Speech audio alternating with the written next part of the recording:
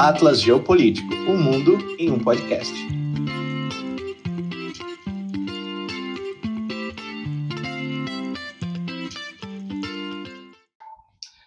Boa noite, professor Matheus. Boa noite, professor Borsal. Boa noite, pessoal. Estou me sentindo aqui hoje um pouco esquisito. Eu não posso negar que eu estou me sentindo esquisito porque eu estou sentindo falta da TV, professor. Cadê a TV, professor? Eu achei que você estava esquisito por causa dessa nova peita do Brasil que você comprou pela Copa do Mundo, é isso? É claro, eu vou apoiar a nossa seleção em busca de mais um título mundial. Você lembra que eu estava com a camisa do Brasil, a outra, né, a azul, no nosso último vídeo, e agora você com essa peita amarela. Eu acho que, vamos ver, né? Vamos ver se vai vir o título mundial. Eu tenho, é a primeira camisa do Brasil que eu tenho em 36 anos de vida. O Brasil já era campeão, foi a última vez campeã, né, em 2002. Então você passou a Copa do Mundo do Penta com a camiseta. Não, pô, eu nunca tive camiseta. Você nunca teve? Nunca, é a primeira. É a primeira. 36 anos é a sua idade. É a minha idade, perfeitamente. Perfeitamente. Eu tive uma faz tempo, mas eu era criança. O Penta eu devo ter assistido com a camisa da Gaviões da Fiel. O Penta e o Mundial. E o Mundial. Então vamos lá. Então boa noite a todos, boa noite, professor Borsal. A TV não está aqui, não é? Porque a gente está tentando remodelar alguns formatos.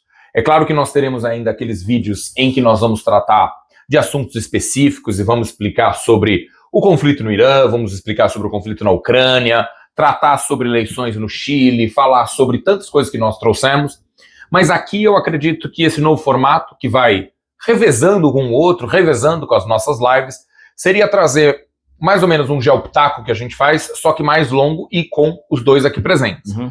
Mais ou menos, para explicar para o pessoal e para você que foi pego de uma sincera surpresa de calças curtas, a nossa ideia é comentar algumas notícias dessa semana, notícias relevantes, notícias interessantes, e explorá-las a partir de um olhar da geopolítica, trazendo alguns contextos que necessários, e quando alguns assuntos tomarem corpo, não é, se tornarem extremamente relevantes, como é o caso do Irã, que a gente já tratou aqui em vários vídeos, que vocês podem conferir no nosso canal, nós faremos algo maior.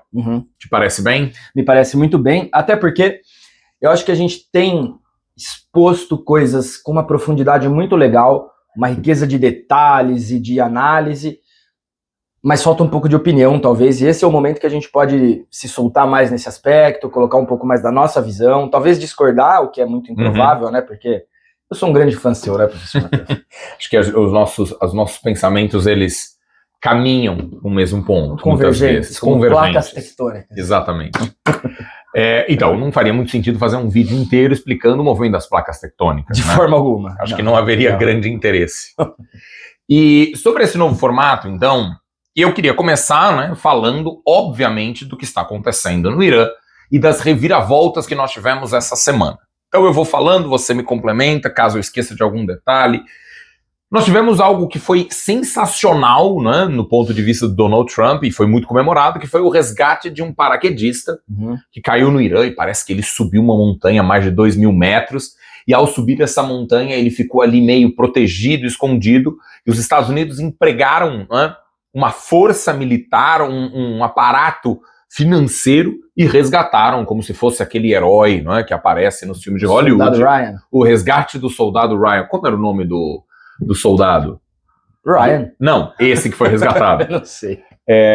Eu deveria ter pegado o nome dele. Mas vai virar filme, vai virar filme. Vai virar filme. Vai virar filme. Né, como, né, o Falcão Negro em Perigo. Esse é sensacional, né? E foi algo espetacular. Né? O Irã havia abatido o avião e o piloto ele se ejeta e vai ser resgatado ali um bom tempo depois no Irã. Mas o fato é que, depois disso, o Donald Trump deu o ultimato, né? E os ultimatos do Donald Trump, eles são muito interessantes, porque eles nunca são um ultimato. Então é mais ou menos... São penultimatos. São penultimatos ou antipenultimatos. Então, daqui uma semana acaba o prazo. Aí daqui uma semana vira daqui 48 horas, e aí segunda-feira meio nebuloso. Tem a questão do fuso horário, eu acho que isso atrapalha o Donald Trump. Pode ser. Então ele não sabe, o ultimato, que horário é? É o horário do Irã? É o horário da Califórnia? É o horário de Washington? É o horário dele para a cama? Então, essas coisas também, elas afetam.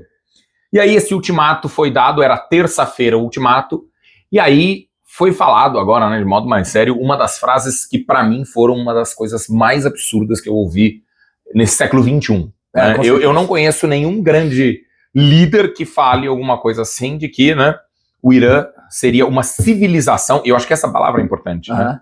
Uma civilização inteira desapareceria, seria varrida do mapa para não mais voltar. Essa frase foi dita na terça-feira, horas antes do fim do ultimato.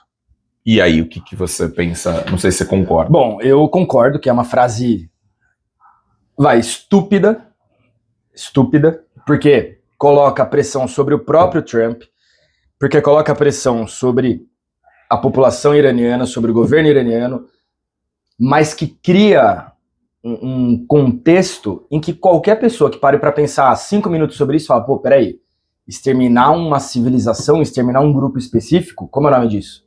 É genocídio. Genocídio, limpeza étnica. Limpeza étnica. E isso isso é crime de guerra, isso não existe. Um país defensor da democracia, ou pretensamente defensor da democracia como os Estados Unidos, jamais poderia se prestar ao papel de falar esse tipo de coisa. E não sei se você acompanhou isso, eu escutando até um episódio do Petit Jornal, um outro podcast que a gente fortemente recomenda. Um repórter perguntou para o Donald Trump se ele estava certo dessa afirmação, porque poderia configurar um crime de guerra. Ele falou, não. Crime de guerra não é esse tipo de fala. Crime de guerra é ter armas nucleares. Peraí. Apareceu. O que é isso? Na edição, coloca um ponto de interrogação na minha cabeça. O que é isso? É uma confissão? Então ele está dizendo que os Estados Unidos cometem crimes de guerra? Porque a gente sabe que há dúvidas sobre a posse de armas nucleares por parte do Irã. Mas se há um país que a gente não tem dúvida nenhuma que tem armas nucleares, são os Estados Unidos, né? Então, eu concordo que essa frase ela é totalmente descabida, mas o que me pega mais dessa frase, desse comportamento do Trump, é a normalização dele. Foi falado muito isso, né? O pessoal postou, podcasts, analistas, o quanto nós ficamos abismados com a normalização de um possível genocídio, né? E porque não é qualquer pessoa falando isso. Porque é uma pessoa que, se o quisesse, não quisesse, mas se não houvesse amarras ou um setor militar, outros políticos, poderia fazer. Poderia fazer. Porque tem capacidade militar para varrer um país do mapa. Isso. E o ponto o Trump é a primeira vez que ele dá uma dessa? Talvez desse patamar, desse calibre, sim. Mas não é a primeira vez que ele fala uma coisa horrorosa. E aí ele fala de novo. E aí ele fala de novo. E a gente sabe que os Estados Unidos, eles exportam comportamento. Inclusive, eles espelham o comportamento outras nações espelham o comportamento do líder dos Estados Unidos. Outros presidentes, outros primeiros ministros, enfim. Então isso perigosamente pode se tornar uma moda de um líder, de um representante máximo de um país achar que ele tem o direito de falar o que ele quiser sobre qualquer lugar do mundo. E a gente sabe que a geopolítica mora justamente nesse comportamento que tem um pouco mais de decoro, um pouco mais de cuidado, um pouco mais de diplomacia, de cessão. Então o que está acontecendo é a cotidianização, rotineirização. A rotineirização do absurdo. Só que isso tensiona as relações. Então você me trata com absurdo, eu respondo com absurdo, você replica um absurdo ainda maior, a minha tréplica descamba para a violência, e ao que isso vai levar? A um mundo mais seguro? A um mundo mais estável? A um mundo com mais previsibilidade para investimentos econômicos internacionais ou nacionais que seja? Desenvolvimento sustentável, resolução de problemas em conjunto? Não, está cada vez mais distante, tendo em pauta essas falas. Ele está sapateando no tabuleiro de jogo. Tá sapateando. E aí tem peça caindo pra todo lado, ninguém sabe o que fazer. E aí tem uma galera que fica, nossa, que dança bonita, meu líder maravilhoso, continue. E ele gosta desse elogio, ele dança ainda mais. E essa bagunça tá fazendo o quê? Tá fazendo com que o preço de tudo esteja crescendo no mundo todo por conta da inflação dos meios de transporte. Vai ter menos carros circulando, menos aviões circulando, o mundo vai parando. E pessoas morreram. Né, por conta de tudo isso. Contar, né? Eu queria até levar para um ponto, porque eu ouvi, e não sei se os nossos ouvintes também ouviram, acho que sim, né, de que, bom, você acha que o Trump, ao falar que vai dizimar, né, uma civilização do mapa, acho que a palavra eu repito civilização, que ela é muito importante, e ele não o faz. Né? Não foi o que aconteceu. Ele entrou ele entrou num cessar-fogo intermediado pelo Paquistão, agradeceu, né? E agora está um cessar-fogo que vai, não vai, ainda tem que envolver Israel, mas que, teoricamente, liberaria o Estreito de Hormuz e teria um cessar-fogo de 2 semanas. Ao não fazer o que ele falou, e ele falou, repetiu, confirmou com o repórter, bom, vamos exterminar uma civilização do mapa, você acha que ele não perde credibilidade? Bom, deixa esse cara aí meio... Ele fala, mas não vale. Não. Você acha que não? Você acha que o que ele fala ainda tem... O que ele fala... Você não acha que as pessoas podem? Deixa ele, vai... E aí os Estados Unidos começam a isolá-lo. Eu tô questionando mesmo porque eu queria ouvir sua opinião e também das pessoas que estão nos assistindo. Não vão escantear o Trump, colocar ele para escanteio, deixa ele falar as coisas dele e a gente toca o barco aqui, como tem que ser uma geopolítica em que os Estados Unidos defendem o seu poder? Talvez, desse ponto de vista, sim. Eu acho que ele pode ficar, como você falou, escanteado e os Estados Unidos vão trilhando o seu caminho apesar do Trump, mas eu acho que enquanto força política ele continua sendo um fenômeno. Uhum. Eu acho que ele não perde apoiadores ao falar esse tipo de absurdo. Pelo contrário, eu acho que ele tem um termo para isso, né, dog whistle, que ele fala ali e o grupo que o apoia, o eleitorado dele, fica muito feliz com esse tipo de fala, porque é um eleitorado mais extremista. Não houve grande variação do apoio político do Trump desde a eleição dele até quando ele perdeu para o Biden e quando ele foi reeleito, é mais ou menos uma margem parecida. Mas tem caído ultimamente. Tem caído. Muitas pessoas, muitos norte-americanos desaprovam a entrada no Irã, inclusive alguns vendo que os Estados Unidos estão servindo a um propósito não nacional, mas sim... Eu concordo, mas na polarização política que existe, eu acho que o cara responde essa política falando assim, eu sou contra a invasão do Irã. Mas você votaria em quem na próxima eleição? No Trump ou no candidato democrata? É lógico que não vou votar na Kamala Harris, por exemplo. Jamais. Então eu acho que ele não perde apoio político. Eu acho que ele continua sendo um fenômeno político, mesmo fazendo esse tipo de absurdo como essa fala de dizer que vai exterminar uma civilização. Pô, é a civilização persa, uma das civilizações mais antigas e organizadas do mundo. Isso não existe. A questão, acho que é importante a gente dizer o óbvio, né? Mas ninguém está dizendo que não é que o governo do Irã tem que ser preservado, que o Irã é maravilhoso com a população. Lógico que mas você está falando de pessoas, de uma civilização. O Irã, você está falando a civilização persa é maior que o Irã até. Estamos falando de 100 milhões de pessoas. Como assim, exterminar 100 milhões de pessoas? E o que é exterminar? É matar todo mundo ou é destruir uma cidade? E quem deu a ele o direito de dizer se essa civilização pode continuar existindo ou não? Ele é o juiz do mundo? Exato. Ele é a polícia do mundo? Não é. Eu acredito, Borsal, que a gente vai ter, ao final desse ano tem as famosas midterms, em que o governo do presidente vai ser analisado de acordo com a eleição de meio de mandato, que é a eleição legislativa. Você acha que o Trump obtém maioria? Não. Eu acho que não, pelas pesquisas que eu tenho visto. Ainda falta um tempo, ele ainda vai com certeza trabalhar em cima disso. Vai tentar remendar a opinião pública que tem se afastado, né, dele, mas eu acho que pela tendência que se vê na evolução dos gráficos desse tipo de pesquisa que eles fazem por lá... Ele sairia derrotado, então, no Congresso. Sim. Porque vai renovar inteiro, né? Parece que sim. Parece que ele sai derrotado. Essa fala foi muito simbólica, né? Se eu tentei te fazer uma pergunta dizendo, ele pode ser escanteado, colocado de lado e a política toca o barco, porque, obviamente... os Estados Unidos não vão sustentar o extermínio de uma civilização, então deixa esse cara falar. Mas a fala tem um simbolismo muito grande, né? A fala de um presidente dos Estados Unidos, não é a fala de qualquer pessoa. Você defender isso, ameaçar isso e saber que ele poderia fazer isso se ninguém o impedisse. Né? E pelo amor de Deus, não importa o quão apoiador seja um eleitor brasileiro, né, que não vota no Trump, obviamente, porque é um eleitor brasileiro, mas a gente sabe que ídolos se globalizam também, né, e o Trump é um ídolo político de muita gente no Brasil. Uma fala dessa não pode ser apoiada por ninguém. Por ninguém. Mas eu amo o Trump, o que ele representa, as ideias que ele defende. Não interessa, uma fala dessa não pode legitimar um extermínio.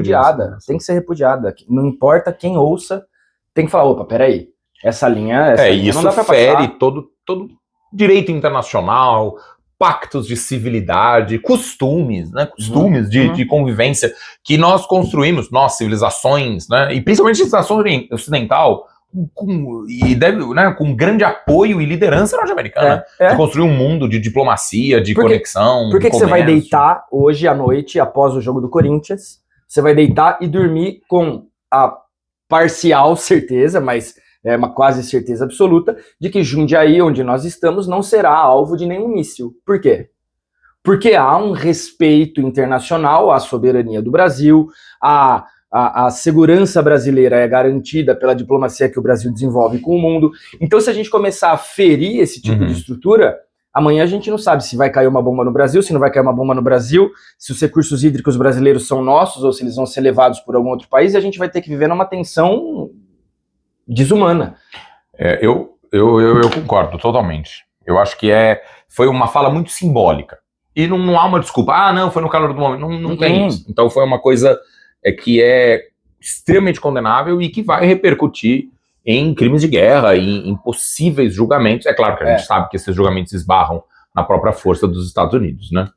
Eu vou pedir que você venha um pouco para frente, professor, porque tá meio que machucando a estante. Poxa, professor, Aí tá bom. Acho que tá tudo bem. Eu vou passar cuspe. É isso. Acho que melhorou bem. Foi um pozinho. E em meio a tudo isso, professor, tem uma coisa que vai acontecer no meio do ano. Não estamos no melhor momento para comemorar a maior festa do futebol, né, do maior esporte do mundo, que é a Copa do Mundo. E eu queria trazer aqui, né, já mudando de assunto, mas continuando ali no Oriente Médio, de que nós vamos ter nessa Copa do Mundo Arábia Saudita, Iraque, contra quem os Estados Unidos tiveram guerra nesse século. Então, quer dizer, o Iraque vai jogar nos Estados Unidos. E o Irã. O Irã está classificado. O Irã se classificou na bola, no jogo. O campeonato iraniano, eu li essa semana, está suspenso. O campeonato de futebol iraniano. Mas o Irã está classificado. E o Irã pediu à FIFA que ele quer ir à Copa do Mundo, mas ele não quer jogar nos Estados Unidos. Ele quer jogar todas as partidas dele no México. Isso envolve um monte de coisa logística. Vai que o Irã se classifica para as 16 de final, né? Mudou agora. Mas você vai ter Irã, Arábia Saudita, Iraque, Estados Unidos jogando o mesmo torneio. É um torneio amigável, é um torneio de congregação do mundo. E aí? Se forem, de fato, os jogadores do Irã e a seleção do Irã e toda essa delegação para participar de um campeonato no país que os ataca diariamente, isso vai levantar uma série de suspeitas de ataque terrorista, a gente sabe como vai ser. Eu acho que isso vai virar... Imagina a segurança de uma partida do Irã nos Estados Unidos. Isso, vai virar uma coisa assim, inviável. Mas o Irã é o país ofendido nesse caso. O Irã é o país invadido. E aí você vai pegar a vítima, que tudo bem, o governo iraniano não é uma vítima, o governo iraniano não é bonzinho, não é democrático, não é pacificador, nada disso. Mas você vai pegar o país invadido e vai dizer, olha, porque você está sendo atacado, você não pode participar? É ruim. O país fala que quer jogar. A Rússia não participa porque ela atacou a Ucrânia. Porque ela atacou. Os Estados Unidos que atacaram o Irã vão participar, é isso? São só um sede. Né? Então, é difícil falar, você não vai. Para eles falarem quero jogar só no México, não existe isso. Porque as outras seleções que jogariam nos Estados Unidos e no Canadá, então, terão que descer. O Brasil vai também, eu quero jogar só na Califórnia. Isso, Então, eu não sei, eu acho que a gente ainda vai ter muita reviravolta nessa organização. O que não vai mudar é França e Portugal na final, mas... Você acha que pode abrir uma vaguinha para a Itália, que pela terceira vez não foi? É uma homenagem à Itália? O Azurra, né? Seria vergonhoso a Itália ir para a Copa por causa disso, né? Espero que nem vá. É melhor não ir. E, bom, uma das coisas que essa guerra trouxe, professor, foi uma escassez de combustível, a gente viu. Os preços subiram muito, mas não o suficiente, porque foi gasto, eu não sei, acho que nossos ouvintes sabem mais do que nós, né? Uma quantidade bastante grande para o homem ir novamente à Lua. Né? Em meio a tudo isso, os homens estão indo à Lua. Isso me pega. O mundo está pegando fogo. O Oriente Médio está sendo explodido. Israel atacando o Líbano a cada minuto. O cessar-fogo, Israel se recusou a aceitar as condições, falou que vai continuar atacando e está atacando. Eu não sei se você viu isso. 160 mísseis mataram 250 pessoas em 10 minutos. O Estreito de Hormuz está cheio de mina e tem um mapa para o navio, parece que jogar campo minado e não se explodir. Onde eu não posso, meu Deus do céu. E os Estados Unidos estão mandando a missão Artemis 2 à Lua. Pro Dark Side of the Moon. Belo álbum do Pink Floyd. Me parece, eu sei que é ridículo, mas o Dark Side of the Moon me parece um pouco os objetivos de guerra do Trump no Irã. O que o Trump quer no Irã? Não sei, ele vai falar que conseguiu. O que se quer no Dark Side of the Moon? Eu não sei também, mas seja lá o que fizerem, vão falar que conseguiram. Não tem nem conexão, né? Ah, não, a gente viu uma casinha. É legal. Um oxo. Pode ser, pode ser. A questão é, tipo, eu fiquei muito ligado, eu adoro essas coisas de lua, vamos lá ver o que tem, cratera, possibilidade de ter água. Uma guarita numa montanha. Uma guarita. Agora, eu não sei o quanto isso pode, né? Isso vai trazer de recursos ou de uma certa pesquisa científica avançando. Agora, tudo bem ir à Lua. Né? É demonstração de força. É demonstração de força. E eu fiz um geopitaco aqui. Muito bom, dizendo. Queria parabenizá-lo. Obrigado. Sobre com a China, essa corrida espacial 2.0. Então a gente sabe, né? Eu vejo sempre, né? Essas pesquisas científicas, elas custam muito, né? E talvez o mundo também não estivesse agora no momento de, vamos para a Lua, né? Parece aquele... os ouvintes não vão lembrar, só os mais velhos, naquele programa da cultura, eu não lembro, era o Lucas Silva e Silva, que ele ligava o rádiozinho dele e ia para o mundo da Lua. O gravadorzinho né? Então, dele. Quer dizer, aí você tem uma solução dos problemas indo à Lua, né? E também é um mundo em que se tem... A Terra, né? É um mundo em que se tem hoje muito mais capacidade logística de resolver problemas que na primeira ida do homem à Lua, você podia falar assim, a gente empregou essa quantidade absurda de dinheiro porque havia um mundo bipolar, a gente queria se mostrar mais poderoso do que a União Soviética, e também o que a gente podia fazer com esse dinheiro? Esse dinheiro não ia, os recursos que a gente podia usar esse dinheiro de outra forma para ajudar a humanidade não chegariam. Mas hoje, uma missão dessa, quanto poderia ajudar na pacificação da Ucrânia, na pacificação do próprio Irã, na infraestrutura do Haiti, que está no chão desde 2010, enfim. Essa, eu acho que também envolve, né, status, uma gana de poder, a gente chegou na Lua, e a China mandou, né, satélites não tripulados, mas também mandou, então, se a China tá indo, a gente também tem que ir nessa disputa que é clássica, e eu acho que a gente vai desdobrar bastante, que é entre China e Estados Unidos. Quero falar uma coisa muito besta. Eu tava passando os olhos pelo site do UOL ontem, e lógico que essa missão à Lua tava tomando parte significativa da página, o UOL ou o G1, não sei. E uma das manchetes, eu não cliquei, eu não tive coragem de clicar, porque eu falei, isso é muita besteira. Mas era assim, trambiqueiro, uma coisa assim, trambiqueiro ou visionário? Homem nos Estados Unidos que vendeu há anos terrenos na Lua, está sendo investigado. Aí eu falei, talvez valesse o clique, porque como é que o cara chegou em alguém e falou, viu, tem um terreno para te oferecer na Lua, e o cara falou, eu vou comprar. Porque ele ganhou uma grana com isso. Ele ganhou ele ofereceu, porque ele é maluco. Ele ofereceu porque ele é maluco e alguém mais maluco comprou dele. E em qual tribunal você vai dizer que essa compra não valeu? Eu sei lá. E como ele passou a escritura? Quem que passou para ele? Esse é meu terreno na Lua. Mas talvez seja um investimento futuro. Daqui 30 anos a Lua está povoada e eu tenho uma enorme parte da Lua. É aquela coisa, né? Todo dia sai de casa de manhã. Talvez esse cara tenha sido esperto. Né? Tenha sido. Eu acho que a nossa ideia é mais essa, uma coisa mais descontraída, que a gente fale um pouco sobre a geopolítica, sem perder a seriedade que os assuntos exigem, mas que a gente possa trocar um pouco mais de ideia e ouvi-los de vocês, né? A opinião de vocês. E digam pra gente se gostaram desse novo formato, curtam, compartilhem, opinem, né? Porque como é mais opinativo, as pessoas podem tanto convergir ou divergir da gente. Isso, agora que a gente não tá falando o que as coisas são cientificamente apenas, né? Eu acho que cabe mais esse espaço de diálogo. Porque agora, eu discordo, eu acho que tem que ser assim, que não tem que ser assim, isso cabe muito mais e a gente quer ouvir, né? A comunidade do Atlas Geopolítica. Nós vamos tentar fazer vídeos que vão revezando entre os formatos que a gente está pensando. É isso. Quem fala? Você. Atlas Geopolítico. O Mundo em um Podcast.